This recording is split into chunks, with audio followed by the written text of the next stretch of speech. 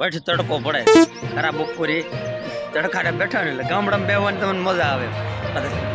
City વાળાને એમ કહે city ગામડો ગરીબ છે એટલે ગરીબ ગામડો ગરીબ નથી પાસે ગામડો ગરીબ નથી. તમે બપોરનો મજા જોવી હોય સાક્ષી જીવનની જિંદગી બાબા પડ્યા હોય ઢોલિયો પછી લેબડે ખાલી મોજ માટે આ તો ખોટું.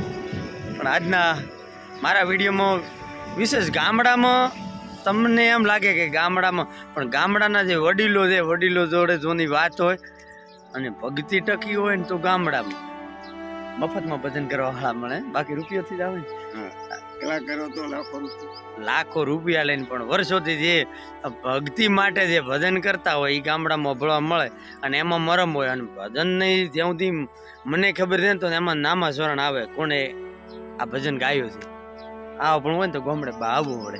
એવા ભજનિક અમારા ગામનું એક રતન કેવરા કે વર્ષોથી જેમના મુખેથી હું નાનાથી મોટો થયો ને તોથી હું એમને મોટે ભજન જ અભળું. બાકી તો એમણે બધો ગીત ગાયો હોત ને તો કદાચ રૂપિયા તો કમાણા હોત. પણ એવા એક અમારે ભજનિક પરિચય તો હું શું કામ આપું તમે જોઈ લો ને આપણે પૂછીએ. ઈશ્વરભાઈ બારોટ કેટલા વર્ષથી ભજન કરો? 60 વર્ષથી 70 વર્ષ થયા ને 10 વર્ષનો હતો ભજનની દુનિયામાં. થોડા ગુચવાળા બોલતો એટલે મોબાઈલ થી અવાજ પહોંચે. ત્યાં વેચાણા નથી એમ ભજનમાં. ત્યાં ગયા છો ને ત્યાં ભજન કર્યા પણ ક્યાં પૈસાથી કે અમે આટલા રૂપિયા લઈશું ને આવશો એવું કર્યું નથી આજ દિવસ સુધી. એક વાત કરો અમે તો એક દાડો ભજનમાં હતો ને તો થાચી રહ્યો તમે થાકતા એ કુદરતી કૃપા છે ને માની થાક ઓછો લાગે. કારણ કે જે સાચી ભક્તિ હોય છે ને એ કાંઠો સત્ય થાય એ કડવું હોય પણ સાચી ભક્તિ છે ને એ કરવી ઘણી મુશ્કેલ હોય. અમે તો ભજનમાં આવો ને તો તમે અમને જોતા જાવ આમ કોણિયું મારીને પડ્યા હોય આડા. અમે તમને નથી જોતા. આટલી ઉંમરે તમે ખરેખર ભજનમાં આવો ને ત્યાંથી હેડો ત્યાંથી બેહો અને 60 વર્ષથી ભજન કરવું કદી ઓલો ગીત ગાવાનો વસાર ન આવ્યો ના. શેર ધમધોડી સંસ્કૃતિ આપણી છે એ જાળવી રાખો.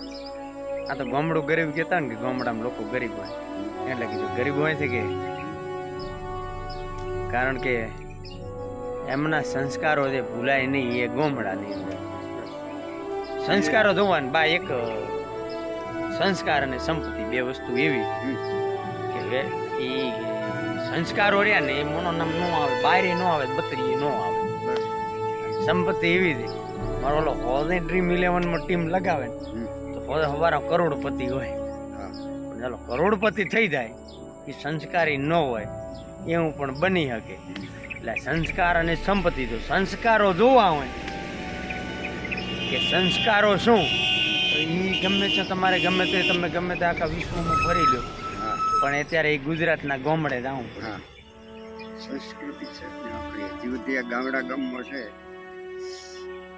જે મર્યાદા બધું જે છે એ ચાલે છે. બાકી તો હવે ધીરે ધીરે આ બધી સમય પ્રમાણે બધું ફૂટવા માંડ્યું છે પણ છતાં હજી જાળવી રાખ્યું મર્યાદા ખરી પછી મોટા ને માન આપણે સિટીમાં અહીંયા આવી જાઓ ને હવે તું આખો થાને બેસો હવે તું જગ્યા હાલત બે ને ઘણી જગ્યા એવું હે આપણે હા કેમ છો મજામાં હા જો બેસો જગ્યા હોય તો બેહવું ને આપણે બેહવું છે એટલે આવું બધું અલ્પેશભાઈ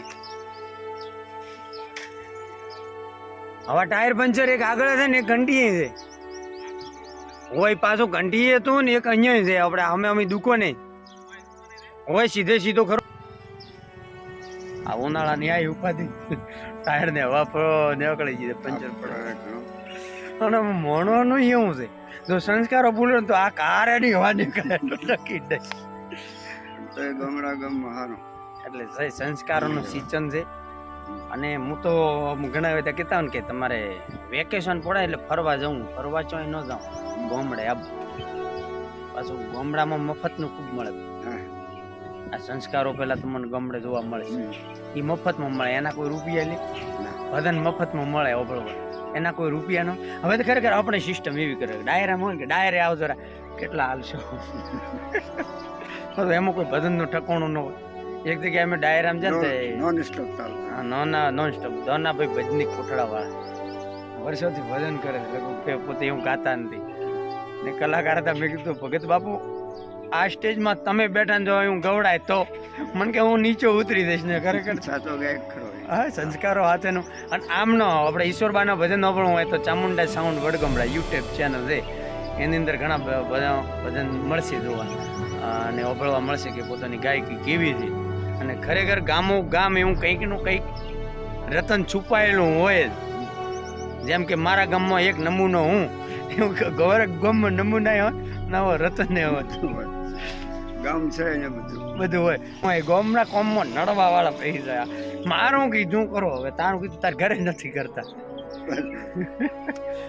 મોજ આવશે, ફરી ક્યારેક વિડીયો બનાવશે. અને ઈશ્વરબાનો ભણવા હોય તો ચામુંડા સાઉન્ડ, અને મને ભણો તો મારી છે કે હિન્દુસ્તાની.